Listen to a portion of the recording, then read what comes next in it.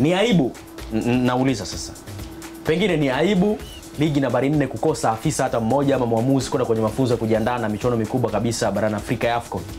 Ni aibu, lakini pia lazima tujiulize, tunajisifia tuko nafasi ya 4 au nafasi ya 5 kwenye ligi. Lakini je, ni kweli ligi yetu ni ya 5 au Simba na Yanga ndio zimefanya tupo pale bila kufahamu state za vilabu vingine?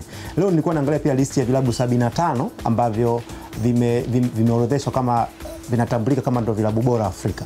Tanzania kuna timu 3. Kuna Simba, kuna Yanga na Namungo, ambao Namungo ndio yuko nafasi ya 75 mwisho kabisa. Na hivi vilabu vyote vinatokana na performance yao kwenye michuano ya kimataifa. Lakini Tanzania iko pale nafasi ya 5, imeingiza timu chache kuliko ambazo kwenye zile timu 12 bora. Kwenye zile ligi 12 bora, Tanzania ndio nchi pekee iliingiza timu chache kwenye zile list. Naam. Maana yake ni nini? Wenzetu, timu yoyote ambayo itaenda kuwakilisha taifa lao itafanya zaidi extra. Kwa mfano South Africa wana timu zaidi ya 7. Timu ambayo imecheza na Simba nusu finali last season ilikuwa ni hiyo ni finali Stellenbosch. Kwa mara ya kwanza ndio ilikuwa inashiriki michuano ya kimataifa, lakini ndio imefika katika level ya nusu finali. The same thing kwa Malumo Gallants, kwa mara ya kwanza walipokuwa wanashiriki hii michuano ndio wakafanya nini? Wakaenda mpaka nusu finali. Maana yake ni nini? Wenzetu ligi yani timu yoyote inayotoka kwenye ligi yao kwenda kwenye michuano ya kimataifa inaonyesha ushindani. Lakini sisi kwa hii miaka iliyopita ambao tumeanza kuingiza timu 4, bado zibaki Simba na Yanga tu, labda na Namungo peke yake ambaye aliishia makundi. Aliingia makundi mara moja na hajaonekana tena. Ndio timu pekee ambazo kidogo zimeonyesha kwamba zinaweza zikapambana.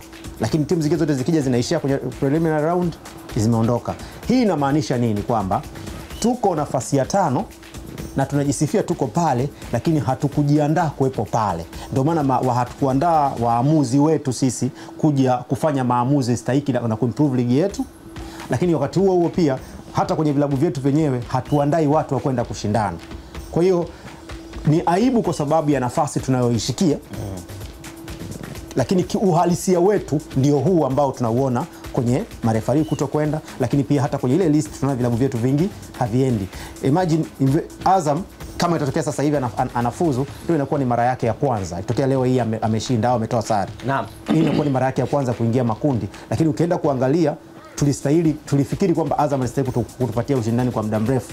Kwa mimi nafikiri ni aibu kubwa kwa sababu ya nafasi tunayoishika. Lakini kwa namna ambavyo tunaandaa timu zetu, tunaandaa mazingira yetu na